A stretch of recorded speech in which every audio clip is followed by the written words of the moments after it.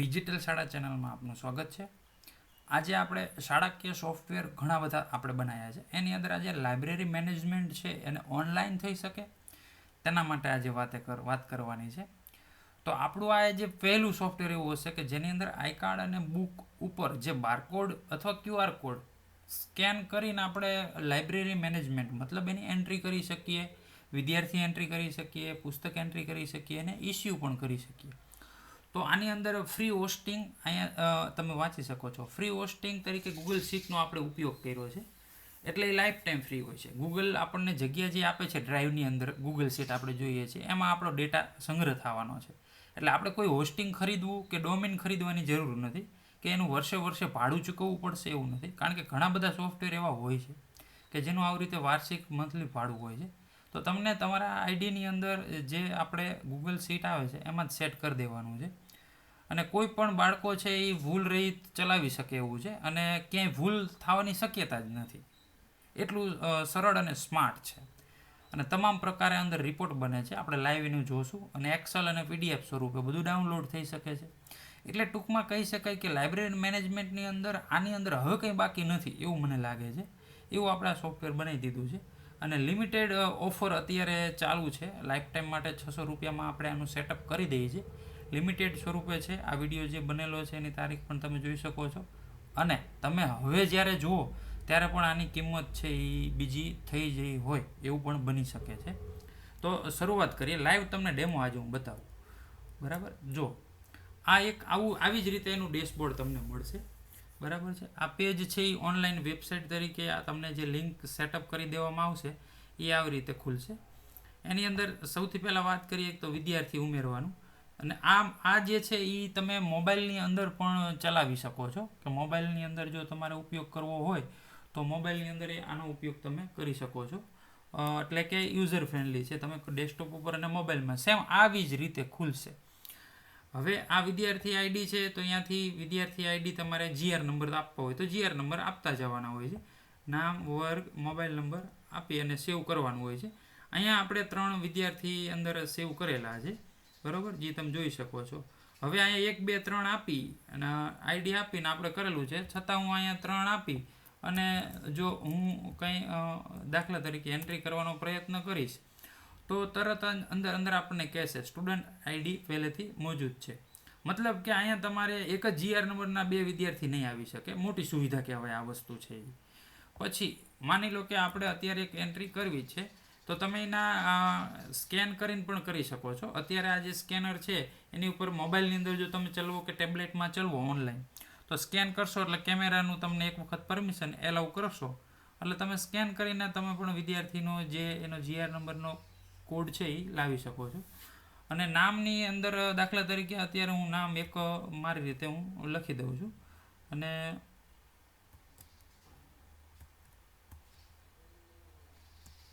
ગુજરાતીની અંદર જ આપણે આની અંદર આગ્રહ એવો રાખી કે ગુજરાતીની અંદર લખવું છે.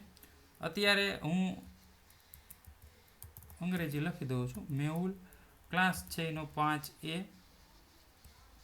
અને નંબર અત્યારે આપણે ગમે તે નાખી દઈએ છીએ. બરાબર, હવે એની સેવ ઉપર ક્લિક કરશું એટલે આ જે 4 નંબરનો વિદ્યાર્થી છે અહીં પ્રોસેસ જે થાય છે અહીંયા બતાવશે કે વિદ્યાર્થી ઉમેરાયો.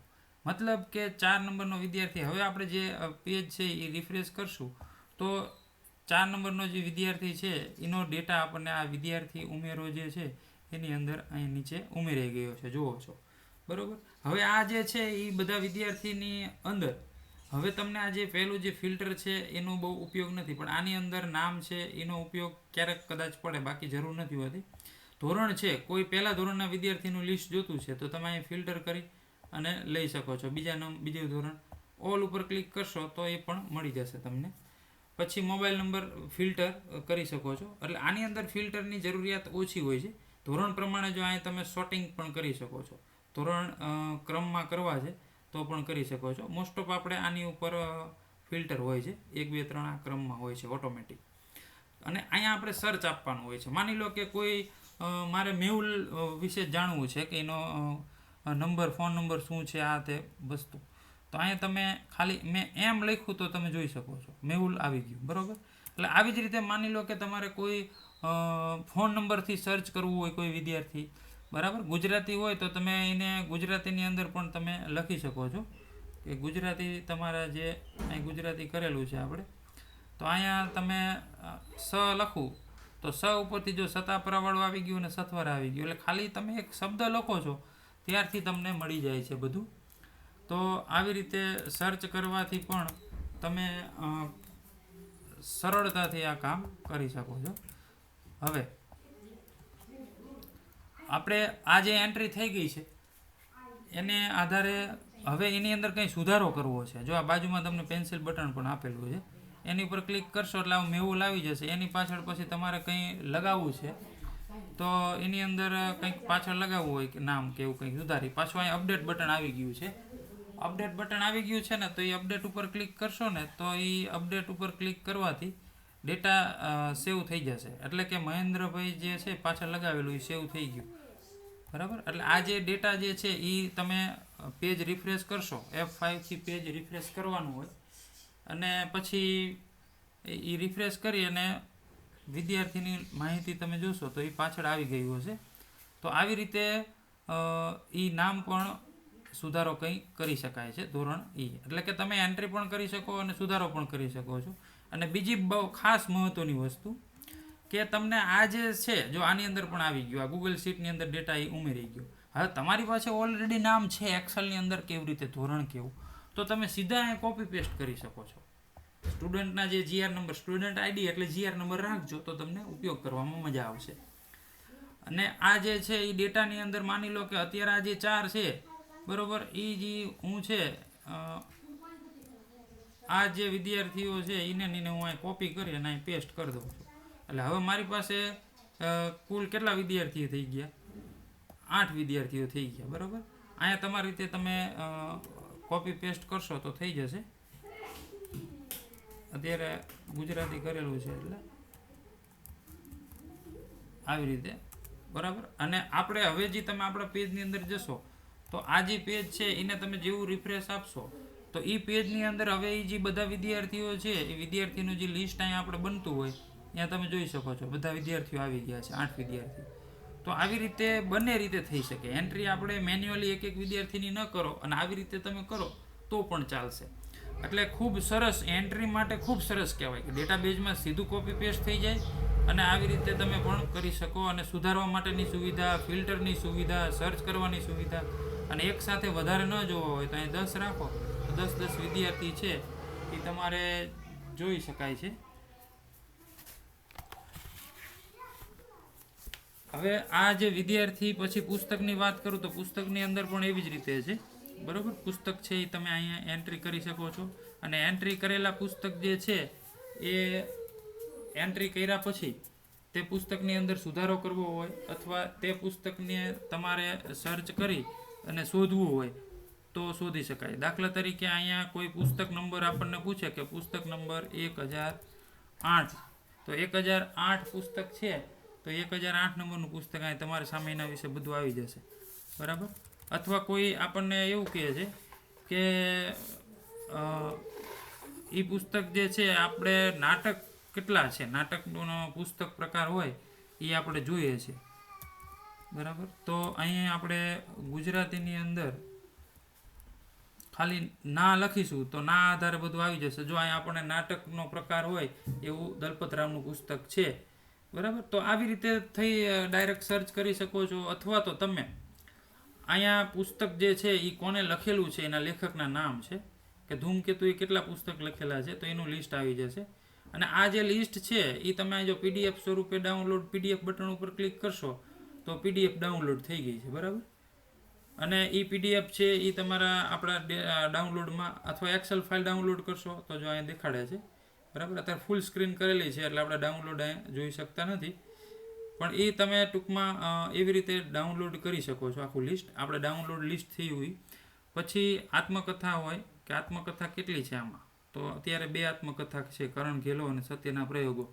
તો આવી રીતે તમે ફિલ્ટર આપી અને એની પ્રિન્ટ, અને અત્યારે કેટલા પુસ્તક અવેલેબલ નથી, મતલબ આપેલા છે એવા કેટલા પુસ્તક, તો 7 પગલા આકાશમાં જે છે એ આપણે આપેલું છે, હજુ પાછું આવ્યું નથી એટલે અહીંયા શું છે નો લખેલું છે, બરાબર.